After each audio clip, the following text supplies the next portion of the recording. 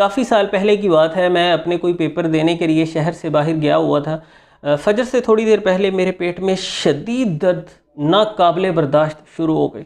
शायद मैंने पिछली रात कुछ बेएहतियाती की होगी, खाना खा के फ़ौरन सो गया होगा या ज़्यादा खाना खा लिया होगा या जो भी था।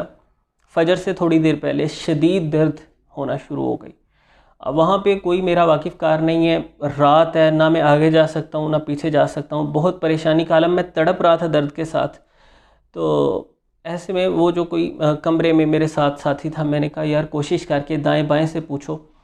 यानी वो एक इदारा था जहाँ पे हम मौजूद थे। मैंने कहा कि दाएं बाएं से पता करो किसी के पास अजवाइन पड़ी हो या कोई हाज़म सफ़ूफ जिसमें अजवाइन शामिल हो, तो वो कोशिश करके कहीं से अरेंज कर दो।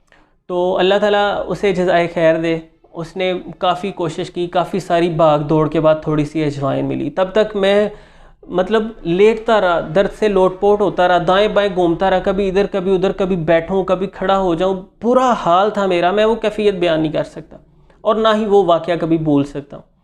तो आखिरकार काफ़ी तगोदो के बाद अजवाइन मिली। मैंने थोड़ी सी अजवाइन को हथेली पे मसला, उसमें थोड़ा सा नमक डाल के उसे बस फाँक लिया।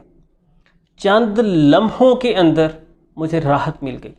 जो गैस की ज़्यादती मुझे परेशान कर रही थी और जिसने सांस लेना दोबर कर दिया था, वो परेशानी मेरी ख़त्म हो गई और दर्द पूरी तरह से गायब हो गया। मैं बिल्कुल ठीक ठाक। थोड़ी देर बाद उन्होंने मुझे देखा तो मैं पूरी तरह से रिलैक्स, जैसे कोई वाक़या पेश ही नहीं आया।